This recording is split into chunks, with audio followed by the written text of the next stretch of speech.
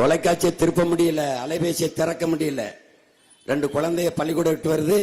ஒரு தம்பி கேட்கிறாரு, சாப்பிடுறீங்களா? இல்ல, நாங்க பள்ளிக்கூடத்துல சாப்பிட்டோம், எங்களுக்கு காலையிலே நல்ல உணவு கொடுத்துட்டாங்க. ஒரு திருப்பி ஒருத்தர் வராரு, ஒரு பிள்ளை பள்ளிக்கூடம் கல்லூரிக்கு போகுது. பஸ் டிக்கெட் எடுக்கின்ற காசு இல்லையே. இல்ல, 5 வருஷமா பஸ் பாஸ் ஃப்ரீ தான், ஒரு பொண்ணு சொல்லுது.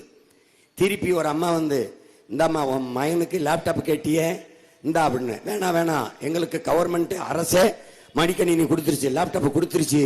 ஒரு அம்மா திருப்பி 5000 ரூபாய் எங்க எல்லாருக்கும் வங்கி கணக்கில் போட்டு விட்டார்கள். எல்லாம் போட்ட, லேப்டாப் கொடுத்த, பஸ் பாஸ் கொடுத்த, காலையில சோறு போட்ட, படிச்சுட்டு வந்தவனுக்கு வேலை கொடுத்தியான்னு கேட்டா ஒரு வயல்ட்டும் பதில் இல்லை. படிக்க போற தங்கச்சிக்கு 1000, படிக்க போற தம்பிக்கு 1000, 3 வருஷத்துக்கு கொடுப்ப. படிச்சு முட்டா என்ன மைத்த கொடுப்ப, ஒன்னும் கொடுக்க மாட்டா.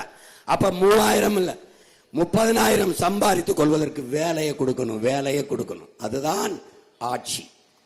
தமிழ்நாடு தேர்வு ஆணையத்தில் தேர்தல் விட்டு 70 லட்சம் பேர் வேலை இல்லாமல் நிற்கிறான்.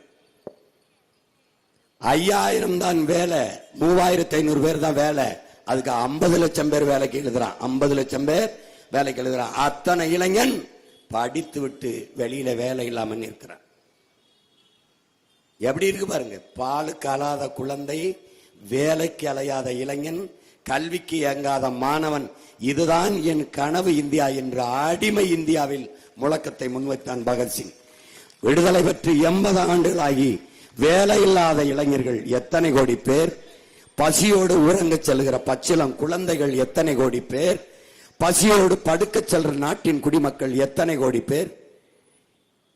என்ன வளம் இங்க இல்லை? காட்டு வளமா, கனிம வளமா, கடல் வளமா, மலை வளமா, நில வளமா, நீர் வளமா? எல்லா வளமும் இருந்து இந்த நாடு ஏன் இவ்வளவு ஏழ்மை வறுமையில் நிற்கிறது? எல்லாம் இருந்து இலவசங்கள் தந்தால் தான் வாழ முடியும் என்கிற நிலையில் என் நாட்டு மக்கள் நிற்க வேண்டிய தேவை ஏன் வந்தது?